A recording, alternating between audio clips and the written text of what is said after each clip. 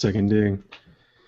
Hey everybody, welcome to Forge Narrative. This is our holiday edition. We are running a skeleton crew tonight. It's me and Juice. Everybody else has got some other obligations, but Yep. Juice, man, thanks for joining me. Oh, no doubt, man. Couldn't imagine being anywhere else. Yeah, the holidays will do that to us. It will, man. Everyone is off doing some great things. And before we do anything else, I want to give a big old shout out to 40K Sue. She supports this show like almost nobody else, and I don't think the show would be the same without her. I just want to say thank you very much for being a part of the show. Yo, big shout out 40K Sue. Did you get the bottle of wine that I sent with the tag team? Well, we all know that you are her favorite, but I hope I'm at least a close second. Sorry, Kenny.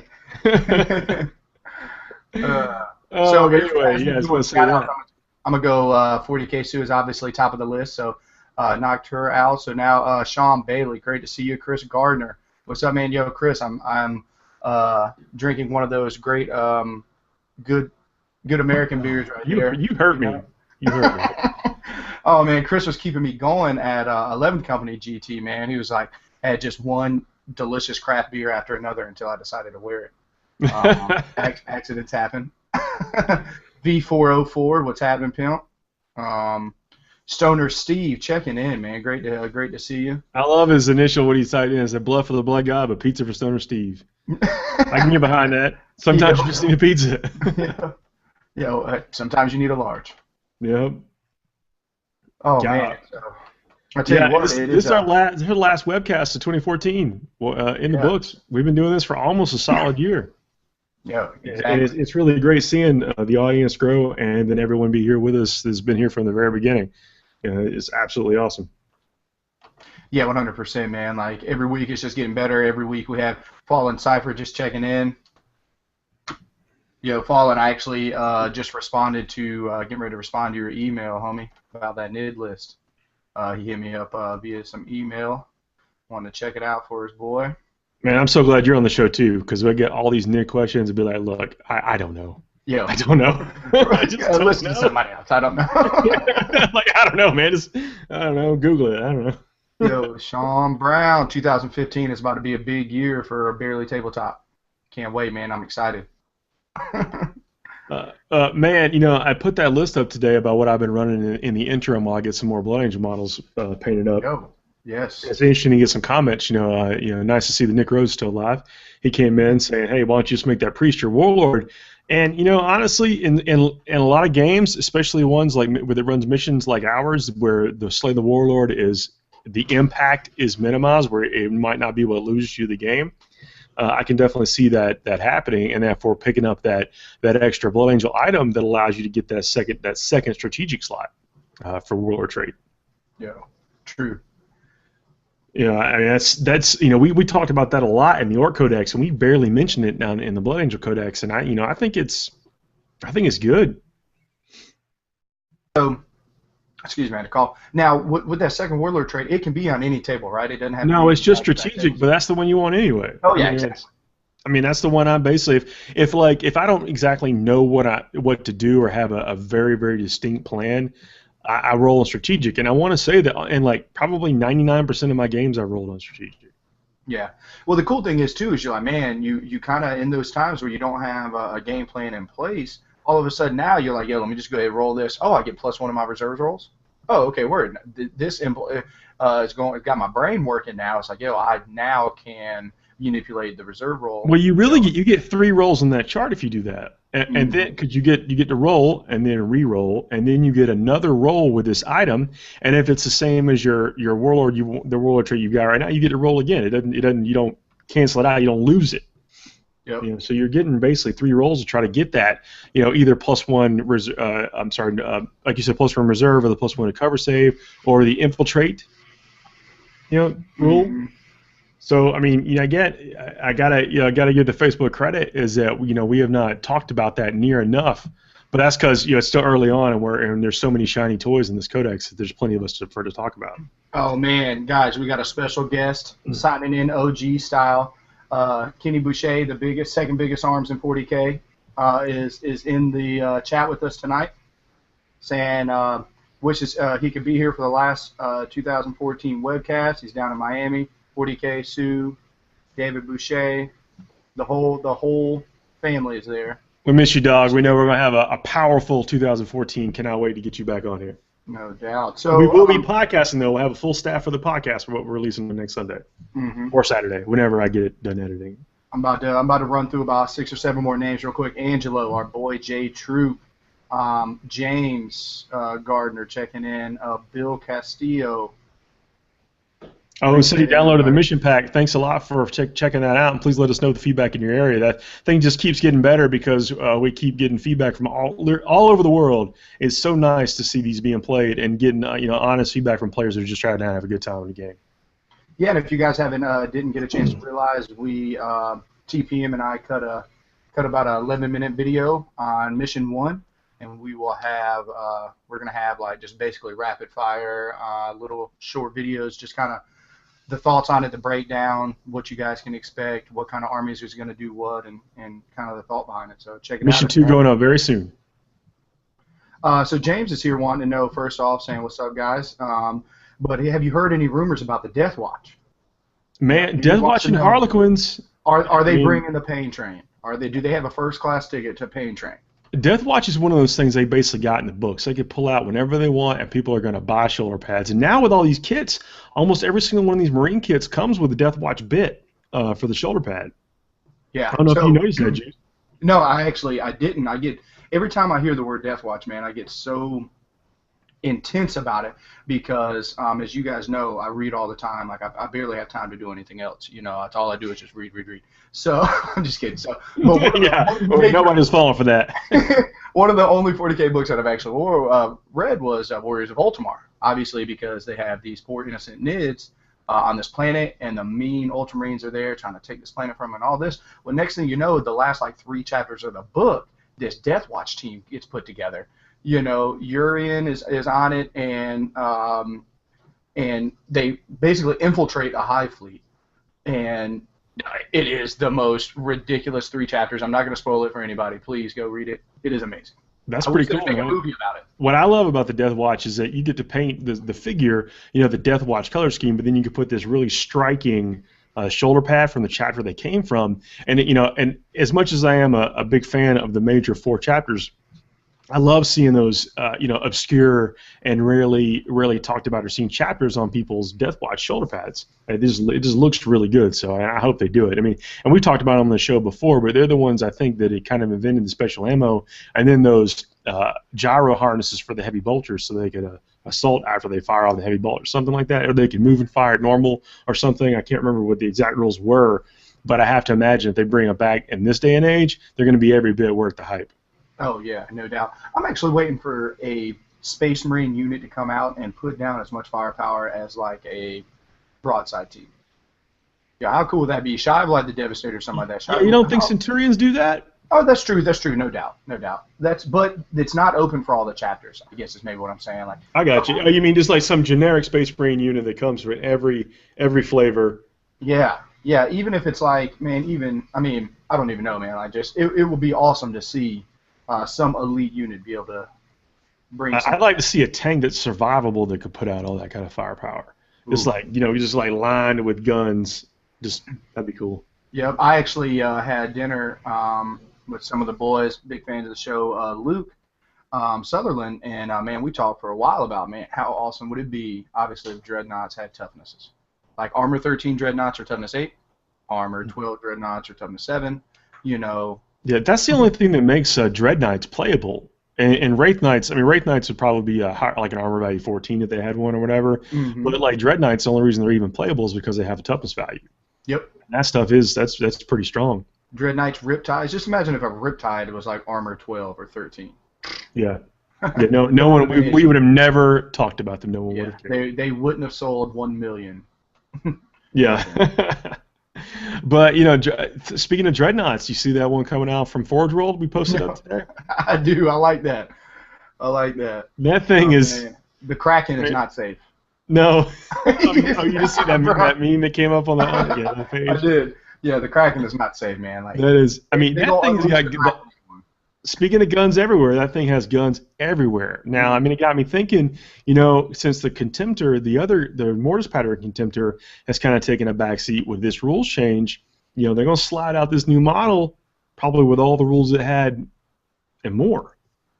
Yeah. With about Yeah, 19 guns on it. Yeah, and that's actually going back to the last podcast, man. Like if I could put my chips in on a Dreadnought shop, a Blood Angel one, is those Contemptors. Man, they just so good for what they do. They bring a lot to Space Marines that they need. If they couldn't get one shot. Yeah, I mean, think about this Blood Angel formation too. Good things coming in from a drop pod, being able to go on an assault. You know, if anything now that comes out for Space Marines that has an impressive assault profile, that you have that, like we talked about with the NIDS, like it's awesome, but you'll never get it in combat. Yep. Now you might. Yeah, exactly. And we got the boards are filling up. Oh, Angelo is checking in from Colorado, saying that it's nice and 70 and sunny. In Colorado? Yeah, no, he's saying it's the exact opposite of what I said. Yeah, probably 25 degrees and cold as you know what. Tirelessly painting some models. Angelo, what you working on, homie? Also, what do you got a tournament or something coming up? Oh, dude, let us know. And Troy said we're forgetting about the rapier weapon teams. You know, that's something from Forge All This Right. They can put out a ton of firepower from out of the Forge rule books. You are correct. I'm not very familiar with those. What some of them are awesome, and some of them are not. Like, you know, we've been talking about. We actually got a question which we're going to discuss on the podcast is about now that IA-13 we've had in our hands for a while with the Lost in the Dam Army. What do we think about Chaos List with them? And so we're going to talk about that, and part of the discussion will be about the Rapier batteries for the Chaos Space Marines. Yeah. Is the Rapier? Is that the ones that are shooting in the back? That shoot like the strength. Well, they're like the artillery. Yeah, they've got the conversion beamers have the strength 10 blast, but they're like the things on their guns on tracks that the Marines stand beside. So it's like a weapon platform. I don't know if you guys heard this or not, but a Bastion does not survive against 3 of those conversion beamers. It doesn't. No, it doesn't. That thing is no joke. I'm like string 10. You say? Yeah, like I immediately. I did all the drinking responsibly as I could, and I walked up to the table. First game, just had my head down. I immediately looked at him. I was like, "Oh, cool! Those must be those new thug guns. I'll put some guys in this Bastion, do this and this." I was like, "All right, I'm ready, dog." And he's like, "All right, why don't you start out with these conversion beamers?" I was like, "What'd you say?" Yeah. Got what? I feel like mistakes were made right now. Wait a second. What's the range on that thing? I thought it was like, wait, nope. It's just all the time kicking behind. Yeah. No, they were the truth. I will say that. Yep. We got to ask a question here too. Is like, what do we think about these Necron formations that have come out? Out of the Exterminatus. I mean, have you a chance to look over those, man? There's some neat stuff in there, especially with like the Cryptex and the Satan. Now it's the Satan Shard. It's not the Transcendent Satan. Yeah. It threw me off though because that picture is the Transcendent Satan, and I'm like, what? Why are they beefing this guy up at all? Let's not do that. Yeah, like he does not need another toughness. He does not need any help or any friends to hang out with him.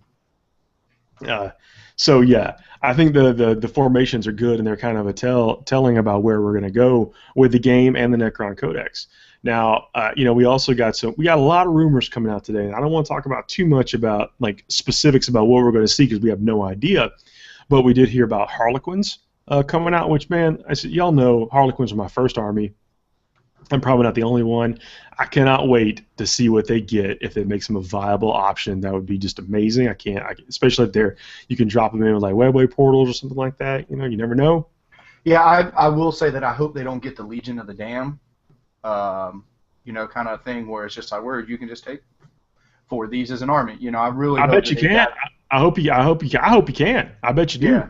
What I'm saying is I hope that just isn't. I hope that the sequence wasn't in there. Okay, I got it. I hope that they don't get just the basic Legion where they didn't give Legions, Dreadnoughts or any other. Just all the models you had. Like, yeah, I think you're right. They should get the jet bikes. They should get. They back in the day used to be Harlequin Dreadnoughts. Yeah, Harlequin Dreadnoughts, jet bikes, everything. Venoms. They were the Vipers.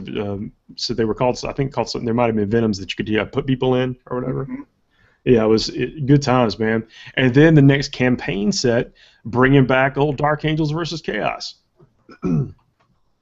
So I mean that's interesting to see because the Dark Angels, we all know they need some love, and right now the game is all about dishing out some good rules to people. And 25 years later, the Dark Angels deserve some good rules. Yeah, not gonna lie, I feel like, and to be honest, we have to look at it. right now, how it is, I have to commend GW. They are straight up any army out there, period. I don't care how some people are ranking it on the scales of top tier army or not. It is 2 formations away from being a top tier army.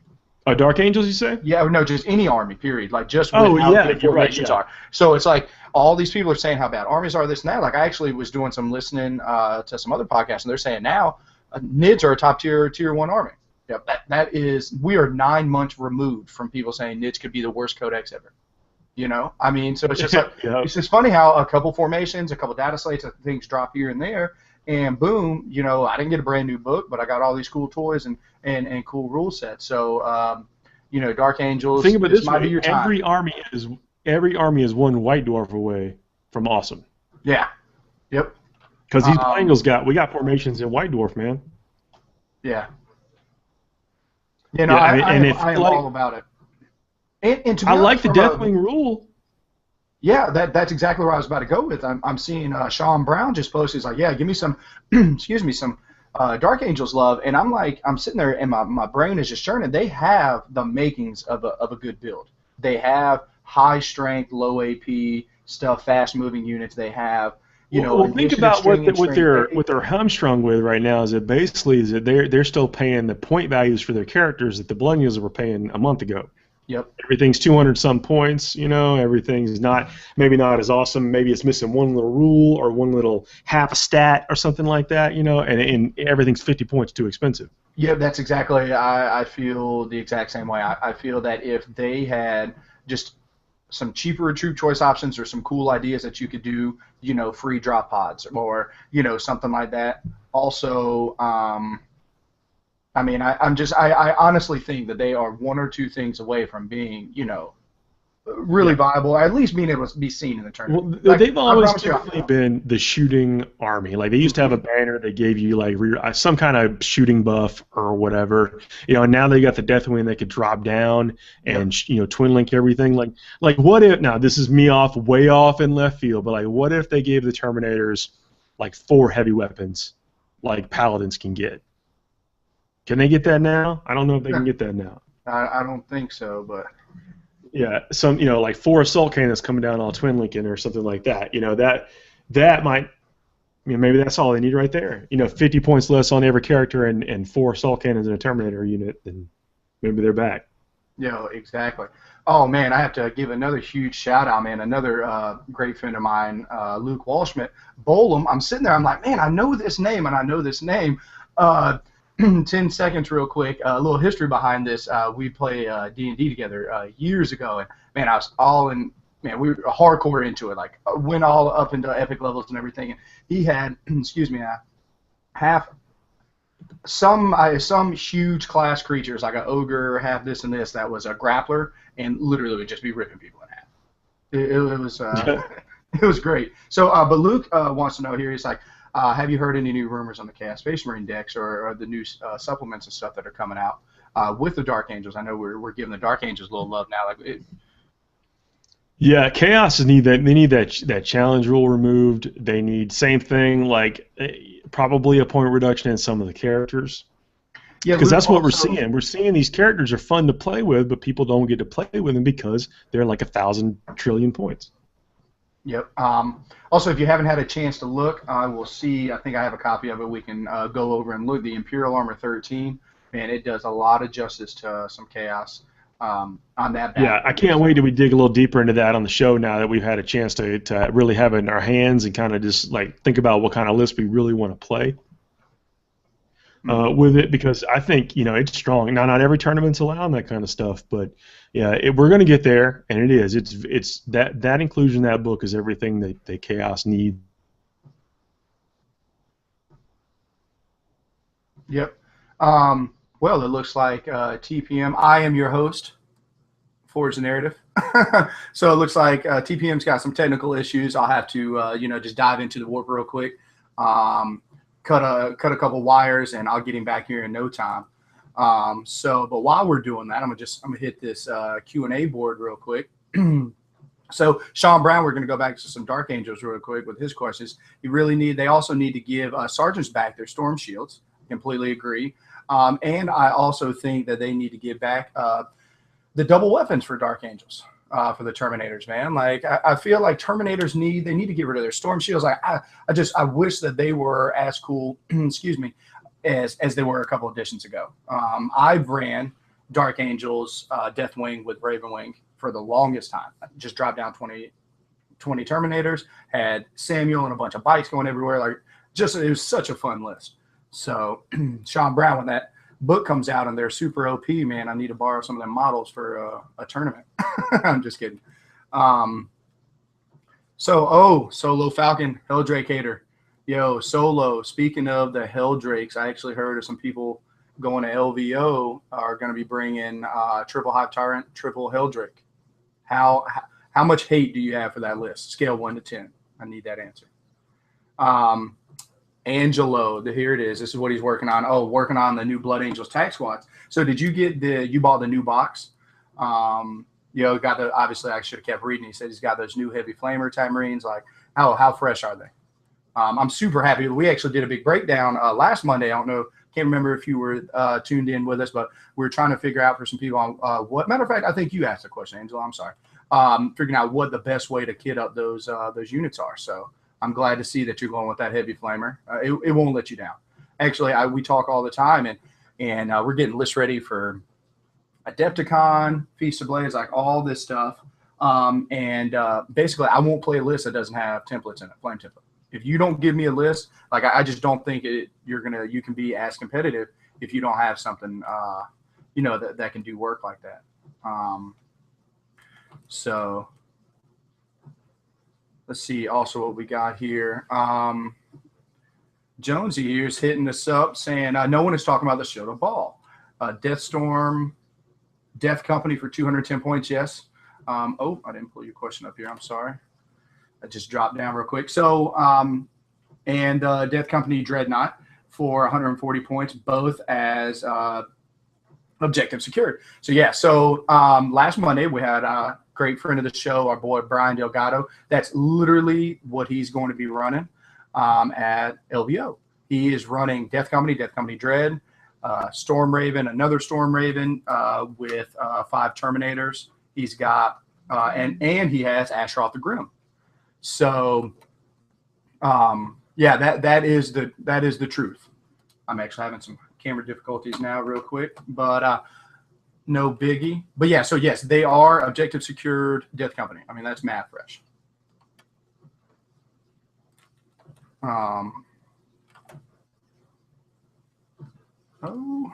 Camera doesn't like Drake 7.5, no torrent unless she's all right. 7.5, that's pretty that's pretty good. I might have went with a solid 8 or so. I'm right there with you. All right, Harlequins get better with a new box with actual kisses. Yep, I completely see that. Hey, Sean, are you saying plasma that doesn't get hot? Like that's what you want to see? Because I was getting ready to be like, yo, I don't know if they have. I don't know if that exists right now, but that would be mad fresh. Oh man, we're getting rid of that high def camera. I don't need it. Oh, also I need to get off the 40K kick real quick. I don't know if everybody knows, but I'm from the South. Got to represent my Panthers, and we won our division title. So had to wear the jersey in lieu of that. I'm back. Oh. Yeah, I got you back in. I told everybody I was going to just tap into the interwebs. Call Skynet, tell them what's up. Then we got a live show to do, and this shenanigans is... Yeah, for real. I told them that I will go back in time on them. Start taking people out if I have to. Guys, I apologize. This technology is awesome when it works. Not so awesome when it doesn't work. Okay. What'd I miss? Oh, man, we're just rapid-firing through some questions. And some thought processes. Angelo's doing some painting right now on those Dark or Blood Angels Tac Marine squads with heavy flamers. Sean Brown was saying how he'd love to see some plasma that doesn't get hot for some Dark Angels. For Dark Angels, yeah, that'd be awesome. Do the plasma talons get hot? Yeah, they're twin linked, so kind of. Oh, I got it. My apologies. But I mean, hey, if Tal can do it, I swear, Yeah, why not? I mean, that's a great shooting buff. I mean, that's right in line with what they want. The game seems to want them to do anyway. hmm So why not? Yeah, I can't wait though if they get. I mean, this campaign settings are where it's at. It gives a good deal on miniatures for people. I mean, and you never have too many marine bodies. You can always hack them up for something. No. Oh, also, I can't remember who posted up, but we were just talking about.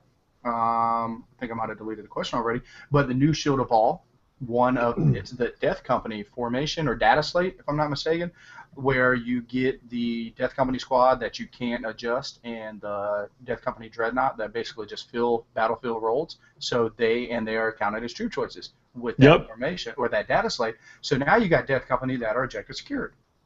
Yeah, that's one of the interesting things out of that Death Storm is that the Death Company is a troop choice, and it's got fixed weapons, and it's kind of expensive, and it's not optimized, but it's a troop choice. Same with the Dreadnought. That is exactly true. Yep.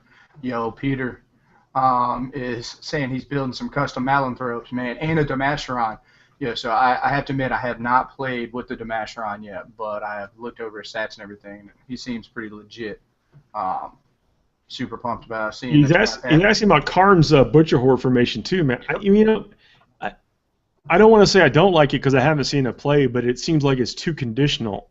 But it seems like if you roll the right thing and do the right thing, you got some dudes that are going to have a ton of attacks, and you put a power push guy in there. Yeah, if you roll the certain thing, you can get like 10 attacks each off the charge, strength 5. Something like that. I mean, and to be honest, and people used to give berserkers away, back in the day. So, if you've been a long time cast player, you probably got 30 of them hanging out in your bits box anyway. Oh yeah. Or take them out and see what happens. You've got 20 of them that are painted red, and about 25 that were red that got painted black, and now are about to get painted red again. But I have 20 in my painted case right now, and 2 rhinos with combi meltas. There you go. Oh man, I can't tell you how many boo-boo lips people give me after my 6 rhino cast Space Marine list with combi meltas, and I'm running around, popping guys out, and next thing you know, I'm gonna shoot this combi melta at your Land Raider. Yeah, it's just so annoying. I mean, I've had so many Land Raiders killed by some stupid chaos combi melta on a rhino. Yep. No, man, best 5-point upgrade in the game, if I'm not mistaken. I think it's 10, but even still, it's just like when you've got, it's just like, what else are you going to be doing with it? My Death Guard are going to fire their 2 plasma guns out of here. These other people over there kill these 4 jokers, and this thing's going to kill your Land Raider. And so I've now made back my points from my dumb unit. Whole unit. But don't get me wrong, I got a model on mine too, so I can't say nothing. It's obnoxious though when it works, because it's like hunter killer missiles. Mine never have, and in the history of 40K. My hunter killer missiles have not hit. Yeah, never once. Yeah. Unlimited range, unlimited whiff. But let me tell you what, void. The first time that I see an opponent drop down an ironclad dreadnought that's got 2 plastic big old missiles on his shoulders, I know that's an auto blown up vehicle. I know I'm losing 2 wounds. I know this guy's about to roll trip 6s against me with those hunter killer missiles. Yeah, just pat. Yep, but if I had them, might as well just. Beginning of the game, I'm removing these magnetized units, not even firing them. That's right, just a firework display. Like here, just a display of our ordnance dominance. Yeah. Firing these off in the sky. Yep. So, the shooting version of the murder shuffle. Yeah, right. Carl Short tuning in, man. Thanks a lot for joining us. He's got a podcast of his own. Oh, very cool. Awesome. Christopher Morgan, I can't remember if I shouted you out, man. If I didn't, I apologize. But he is saying he needs a 3rd Storm Raven. Who doesn't now? Yeah. That's one of the things. Yep. Check on eBay. 40K Sue may have a Storm Raven hanging out somewhere. But I'm really looking forward to getting those. That's when I posted that list again, saying that I'm working on some other stuff. I have a bunch of red models, obviously, but most of them are Assault Marines at this point. So I'm working on my 2nd and 3rd Storm Raven too. I really want that formation to work. And now, it's so point intensive to get it to work that I don't think it's going to be something you win with every time. but I think you can win most of your games with this, and it will be fun to play. Hmm. But I'm worried that it might create situations to where if your opponent just doesn't see it coming, he's going to be in a real bad situation. So it's kind of one of those moral dilemmas. Do I tell my opponent, like, hey, man, you probably don't want to deploy right there? Yeah. Now, 1 second, though. I'm not trying to get off like the first turn drop pods. I don't think that's optimized at all. I think bring it down. 10 Terminators with some freight train of a character is going to win lots and lots and lots of games. Yeah. So I did a lot of thinking of it with Brian, because there's a couple of lists he was trying to think of and what he should play, and kind of trying to get his arms around it. And the list is very solid. I think it's got a lot of potential, but I think you hit it on the head. I don't think the potential is going to come with putting all your eggs in one basket and trying to come down turn one, do turn one assaults. I think the list is going to bring MSU, air superiority, and fisticuffs. Well, think of some of these other formations. Like there's a bunch of Blood Angel formations out there now, and when you're playing in a multi-CAD environment, you don't even have to take a combined arms attachment because you get these solid 30 Marines as objective secured. Mm-hmm. So yeah, I mean that can't be ignored either. Yeah, no, I completely agree. I think it is a very expensive thing. I don't know if I would run it, but I do like to see the viability of it. I mean, again, the formation has a lot, but it also, I mean, it has a lot of built-in stuff that you want with the list. That list is basically kind of like a Swiss Army knife. Like, I need to be... Yeah, Storm Ravens in the air, they don't suck, and they will take out lots of stuff. Now, I've gotten some people, especially talking about this Blood Angel list I posted, saying that it doesn't do this, it doesn't do that, it doesn't have the reliability of this, that, and the other. But I'm thinking about what happens when I face like a list like yours with 5 Hot Tyrants. Mm-hmm. What happens when I face the Adamantium Lance? Grav guns ain't gonna get it done against Adamantium Lance. No, not unless you're bringing 20 Centurions. Yeah. I'm talking about 4 Grav guns on bikes aren't going to get it done. Yeah, no. Fighting 20 Centurions. A 30-something rank 10 Power Fist on the charge, that's going to get it done. And I'm exaggerating 30. A ton of strength 10 power hits are going to get it done.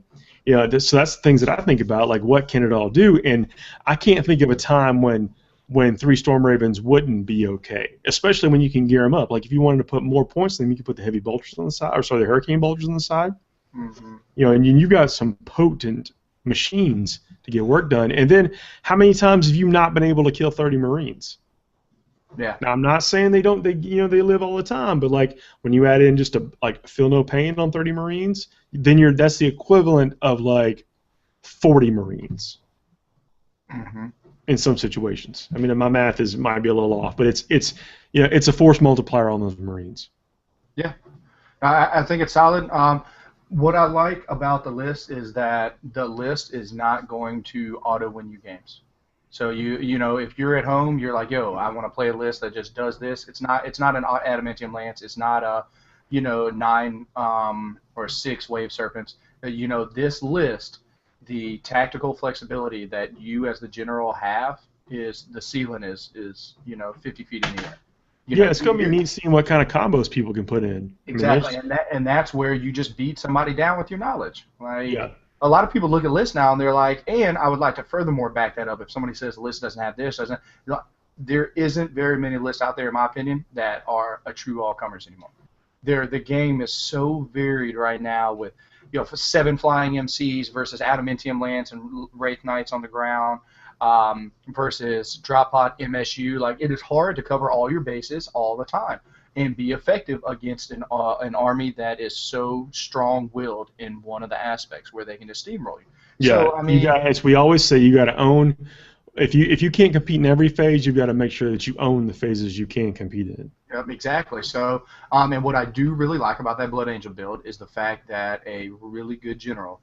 He has out. That list gives people outs where it's like, man, I have a long shot here, but if I do this, this, and this, and you can see 4 moves ahead, that list gives you the ability to, facilitate some of that. Yeah, and you got to think like, one of the tenets of tournament play that we preach is that you have to get by on skill in the first couple of rounds of the tournament, and you've got to plan on what you're going to see in the last rounds of the tournament. That's what's going to win you the day. So, people got to weigh it. It's like with all these new kind of candy eye-catching formations come out, like, will these formations and lists get me through to, the round 4, 5, and 6? Mm-hmm. Before I spend my time and money on it and effort, unless you just love painting it up, which, don't get me wrong, all this stuff's going to look great. I want to see a sea of red on my table. It's like, is this what I need to be doing with my time? And if that's the answer, then skill for the first couple of rounds, brute force, the last. There you go. Speaking of just painting seas of red, Void Wraith is saying, man, not sure what he's going to do with his BAs yet, but currently he's painting up a bunch of Death Company Marines, and he's going to keep buying / and painting a bunch of Death Company Jump Pack Marines until he's sick of doing so. Do you think? What I mean? Yeah. Paint 'em up. Yeah, they're cool looking models, and I can't wait. Yeah, we laugh a lot, but man, there is. You could be the guy that drops down, 30 Death Company, and it is going to give a lot of people. I'm pretty sure you can still take 2 Thunderhammers on each one of them. Yeah, I mean, like, there's a lot of builds out there that people automatically dismiss because, I could mysteriously think in my mind of a list I could counter it, but it's like. I've seen people game to go against Helldrakes in multiple tournaments and never play a single Helldrake. Mm-hmm. People gear to play against Tau, and all they do is play Space Marines all tournament. So, I mean... and they don't have that silly rule that they can't score anymore. So, I mean, on the Death Company on the charge, or, I mean, at all. I mean, what we're talking about, it's like it's probably even better now than it was before to give them bolters. Like, just for their overall flexibility. But I don't know. Something inside me has never brought me to be able to do that because I think that my Death Company need to be tearing people's heads off with extra close combat weapons. Yeah, chainsaws and everything else. Ooh, man, I love this question right here. If the Forge the Narrative crew had to represent a Chaos God, who would each one be? Yeah, I saw that question. It makes me sad because in my heart of hearts, I want to be Nurgle and Khorne, but I'm probably Tzeentch. I am definitely Slaanesh. All day, every day. my babies. Man, I love my Chaos Army.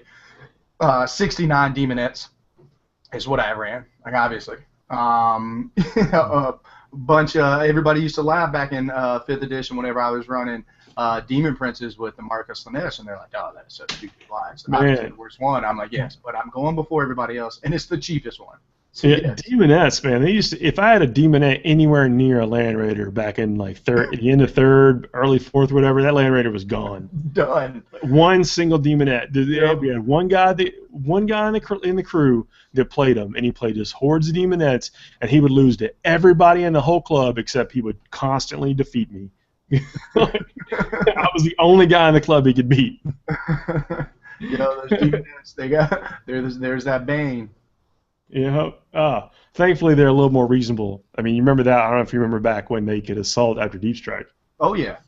Yeah, man. I actually remember going to our boys' finals up in Baltimore, and guy was running, actually got some people slipping because it was on the outs a little bit, and dude just brought down a bunch of demons and started assaulting, and he caught a couple of IG players offhand, and needless to say, Demonettes versus Guardsmen doesn't work out too well. Here we go. Oh, Varing 404 says, I made a BA command squad back in the day. The squad right now is 2 guys with 2 lightning claws and 2 guys with melted gun storm shields, 1 with a company banner. What do I cut from the squad?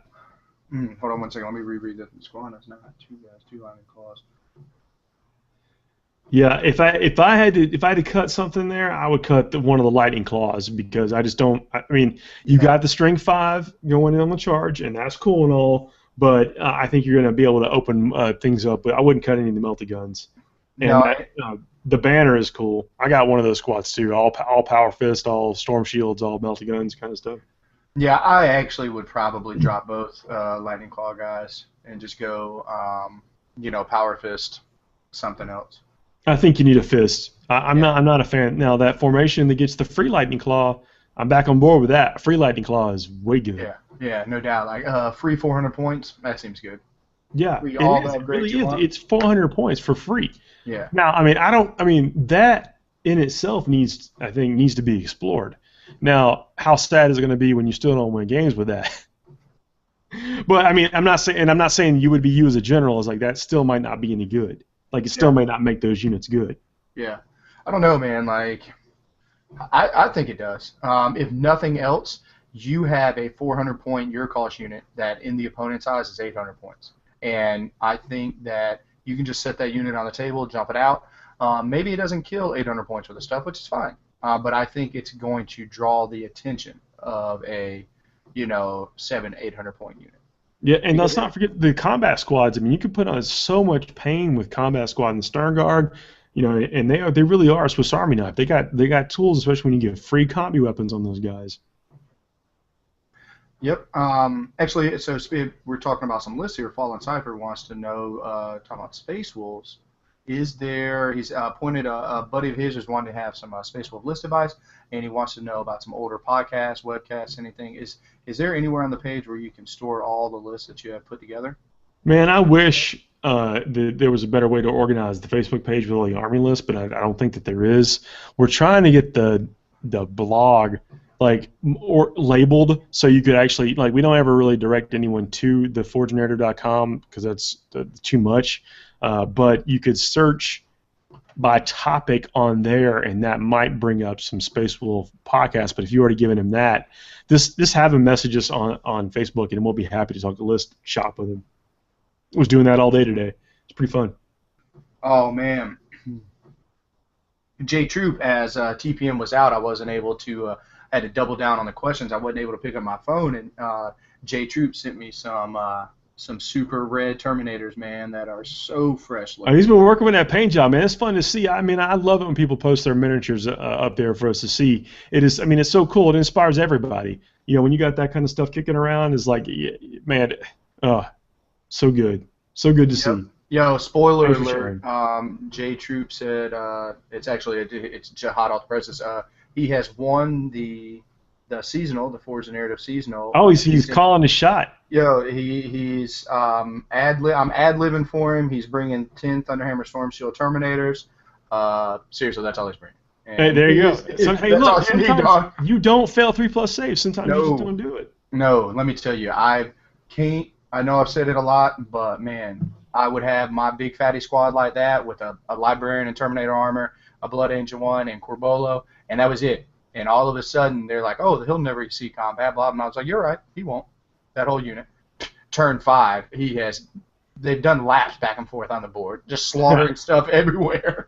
Stolen Talk is asking if the White Scars data cards from the Advent calendar were a surprise. Do we think we'll see more? I do. I think that it's 4 hours in Photoshop that ends up just printing them money. So, yeah, we'll see them.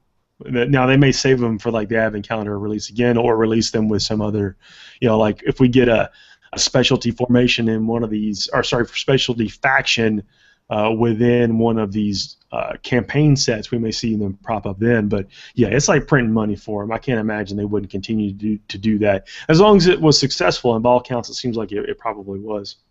Yeah, I just wanted to let everybody know that if I had the ability to just print money, I would keep doing it.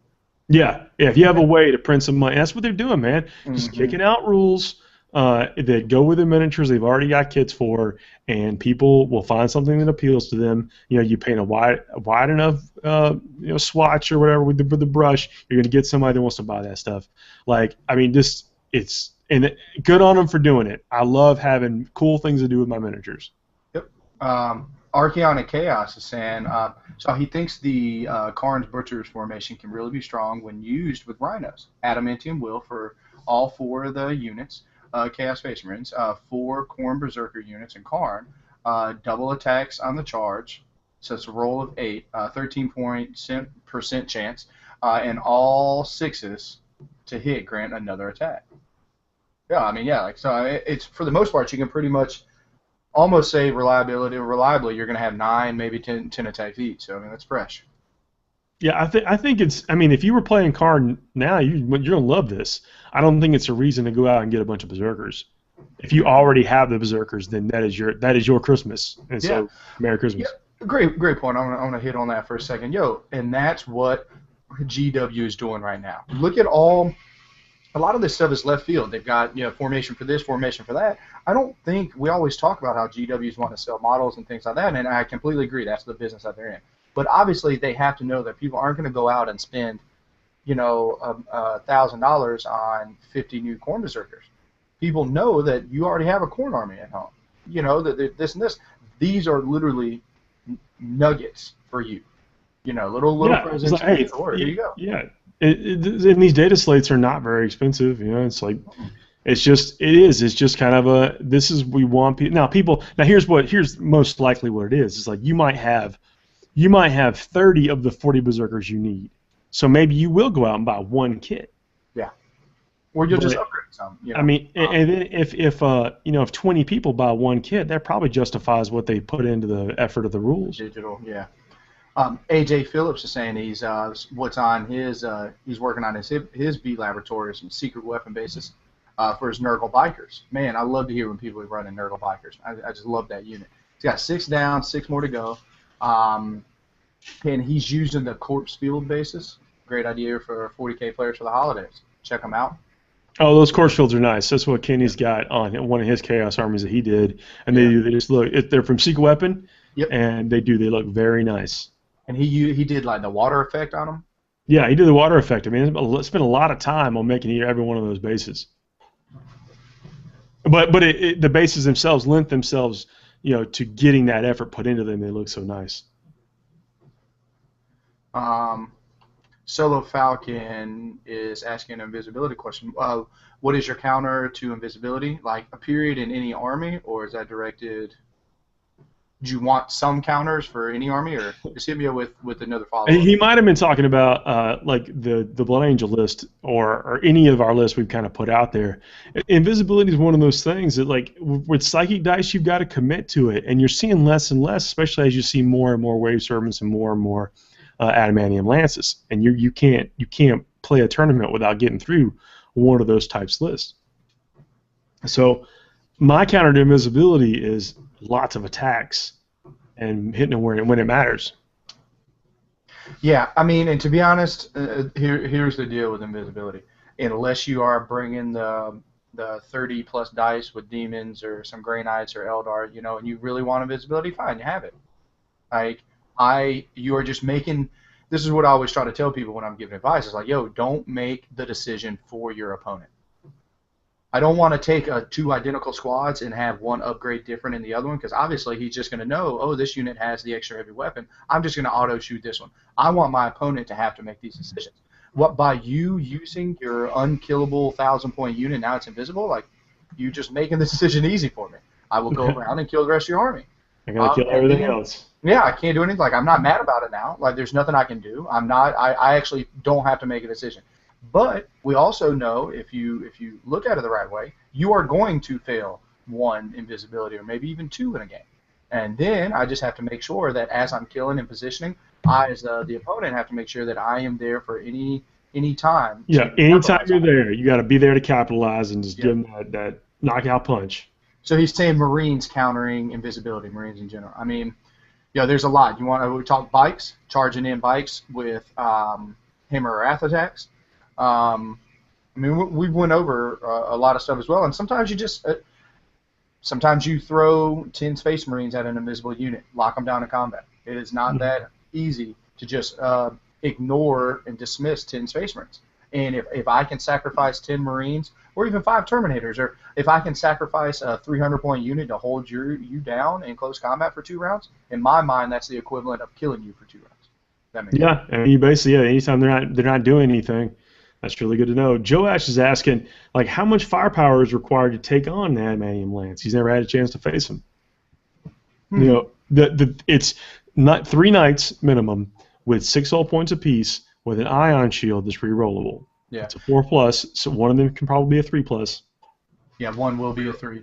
I would like to start out by saying the amount of firepower that you need, it is multiplied by 100.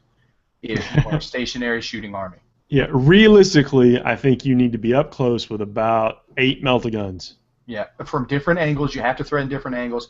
Yeah. People ask all the time, it's like, yo, how are NIDs in the beginning, before they realize, how are they destroying Night Titans? Or why come Legion of the Damned do so good against Night Titans and stuff? And it's like, not because they ignore cover, not whatever, it's because of the fact that you can threaten multiple arcs. And that's what it's about. If you have a gunline Tau, I'm almost positive it's impossible for a gunline Tau army to kill Adamantium Lance. Yeah. Any stationary shooting army, when you're not making your opponent make any decisions. Like, because you are just basically shooting at the one arc, you have no other choice. It's going to move forward, and you're going to shoot from the front, and then we're going to see what happens. I'm probably going to go over there and stomp out all your little Tau bodies. Yep, exactly. But now all of a sudden you throw some Storm Ravens in, shooting from rear arcs. You drop some Thunder Hammers in on this side. Drop some 5-man squad with 2 melta guns plinking on one. Now you've got 3 units doing some different things. They have to address them. I don't know. Like, I don't feel that you need 50 melta guns. I don't think I think you need about 8 per night. So if you can get them to live, then all you need is 8 to get on down the line. Yeah, but then that's average, I think, in my mind. Whenever you're playing against Adamantium Lancefall, do you think you have to kill all 3 knights? Well, most players get kind of sloppy with their left and right knight. If you kill that center knight, then they don't fulfill the 3-inch criteria to get the rerolls. So you gotta take a look at that and then be really ready to pounce on that, whatever gets them out of range of getting that special ability. And then I'm not saying it's all over. You're still dealing with 2 big knights with 6 hull points apiece, but it is easier for you.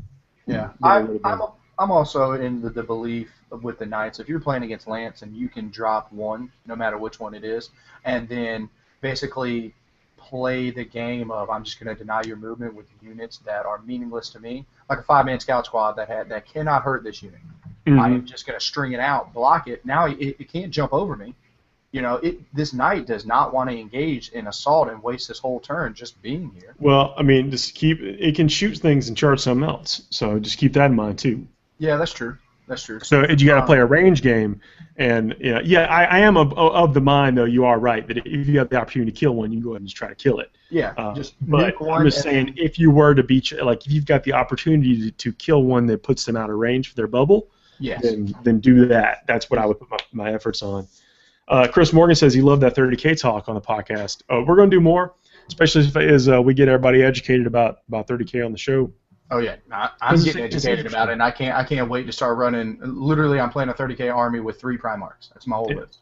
Family Gamers is asking, do we think Storm Talons are dead? I do not. I do not think Storm Talons are dead. I think in the Space Marine Army is an effective, cheap way to deal with things like Flying Hive Tyrants that we're going to see lots of. And the reason we're going to see lots of, not just the Thunder Juice, is because they got that formation that you get 3 for free, essentially. Yeah, and then you take 1 CAD. So even if you're playing in one of these kind of behind the times 2-source tournaments, you can have 5 Flying High Tyrants right there. Yep. Also, I think this true story. Paul called me at 4 a.m. I've reached my phone. I'm like, Paul, are you okay? He's like, I can tell he's scratching his throat and like all raspy. He's like, dog, I need Storm Talons. I did that. I really did. I was like, dog, weird. It's like 4 a.m. Do you need them right now? Like, I will airdrop them to your house. I do. I need all points bulletin for Storm Talons to my house. That's what I need right now. Yeah, no, I think they're really good. Case in point, Feast of Blades. You caught some people slipping, doing a bunch of infiltrating 6 Storm Talons and whatever else. Like lists like that, I love because it is a tactical man's game. Yeah, they're not the strongest flyer, but they're also not the most expensive, and you can equip them in ways like you can give them last cannons. They do a good job. Especially if we start to see these 3 Storm Raven lists popping up, one of them can kill a Storm Raven. Heck, this is way out there, way above average. But I got lucky. I killed a Storm Wolf with just the assault cannon. Yeah, I mean, to be honest, I'm just getting ready to go with we want to talk about threatening multiple angles with a Space Marine army. Like if you're playing Adamantium Lance, Storm Talons aren't dead to you. Like you come in on the sides, and these are your side threats to threading, which angle you're going to go at, and who knows? You could easily strip off 1 or 2 hull points with some 6 rounds. It is. It's a whole point game at that point, and you do every single one counts, and so anything that can threaten it, you might as well be firing away. Yep. And I know we're getting our back against the wall here, and Chris Garner's had this up for a while, so I want to make sure I bring it up. Chris Garner has got a 40K escalation league starting up at Comic Readers in somewhere in Canadian land. On the 15th. Somewhere in the Great White North. That's right. Everybody's coming up, right? Yep, I am. I am taking a dog sled team up there. That's how I'm getting there. You got your parka and I don't know, whatever you think. So, Chris, man, your maple syrup. Really happy to hear that you're doing an Escalation League. Hopefully, some of the talk that we spent a couple weeks ago on the podcast and whatnot about how to start leagues and things like that was able to help you out. And speaking of Death Company, I think that the Death Company are going to be my kill team. I know it's not Escalation, but it's a similar concept. Ooh, I like that. But Chris, if there's anything we can do while you're running, whatever, to help you out, man, I'm pretty sure you still have my phone number. Hit us up, and we'll help you any way we can. Yeah, especially if there's a group you guys get started on Facebook that you want to help reach people in your area, we can help too. We give shout outs on the show. Whatever it takes. We're all about building that scene up and keeping 40K healthy and alive in your area. Oh, V401 is coming back saying 6,000 points. What you see is what you get. Been playing Blood Angel since 3rd edition. I love it. Yeah, his red game is strong. Yeah, I mean, the army just looks so good with the blending of colors. I mean, you got gold guys, you got black armor, you got red armor, got some white armor on occasion, you got blue helmets, yellow helmets, gold helmets, red helmets. Just looks so good on the tabletop.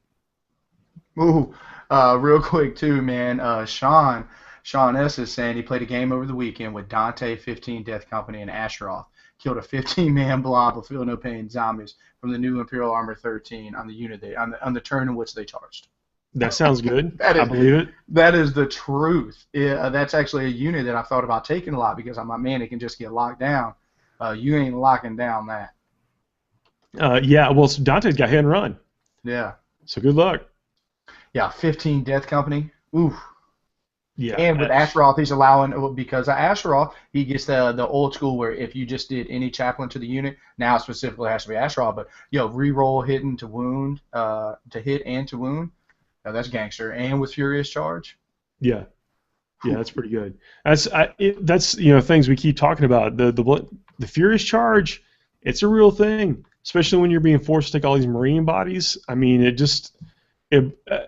when we're bound by the basically a D6, any bonus you get to that, even if it's just 1 pip, 1 strength point or whatever, it's huge. It increases the odds of wounding immensely. Yep. So don't discount it and use it. Don't be afraid to charge in with those tag Marines or tag bikes or a 5-man squad or whatever you got sitting around. Yep. J Troop is saying here, he's like talking about how he's going to win the tournament with these Terminators. All joking aside, he can't wait for the event. Jay came down and chilled with us, kicked it at my place, and we had a great weekend. Singles going to be strong. We only got a couple minutes left, but I'm going to post up. Basically, if you want to pre-register, you're going to get the opportunity in a couple days. So look for the announcement we're going to put on Facebook. Kenny Boucher, second biggest arms in 40K, on speaker right now. Packing up my bags in Miami, getting ready to hit the road. Oh, checking in. Going straight to Juice's house. Yo, exactly. There it is. Okay, man. Thanks for joining us, even if it's in spirit, like a ghostly presence from beyond. Thanks for listening to Voice Native. Peace out. Holla. Hopefully, that's a safe trip. We'll see him again soon. Again, we will be recording this week with the full staff, so I can't wait to get back doing that. We're at the end of the show, man. Juice, we held it down, hopefully. Yo, held it down. Held it down like a champ. Even with technological problems and all this kind of stuff, I think we put on. Thanks for everybody for joining us. I know it's at the holidays and everybody's time is cramped, and I don't know, maybe trying to get away from the family, hanging out with us for an hour. But we're happy to have everybody, especially if you had not subscribed to us on YouTube yet, please do. If you haven't subscribed to us in iTunes, please do, and give us some likes and reviews and stuff if you don't mind, if you think we are deserving. Worthy of so. Worthy of so, Evan S. Homie, I'm almost positive I didn't shout you out. I feel bad. I'm just scrolling through, making sure I got everybody, and I saw you. Oh man, I listened to their show today also at work. They're putting out a pretty good podcast. They're getting all their army ready for the seasonal, and it's nice to hear them talk about it. Yeah, no doubt. That's actually they're on my queue as well. Can't wait to listen to theirs tomorrow. Well, Juice Man, have a good rest of your night, and you guys that tuned in, thank you very much for joining us, and look forward to seeing you next week. Look for the podcast later on this week, and of course, post us your army list and everything up on the Facebook. Yep. See you in 2015, guys. That's right. Happy New Year, everybody.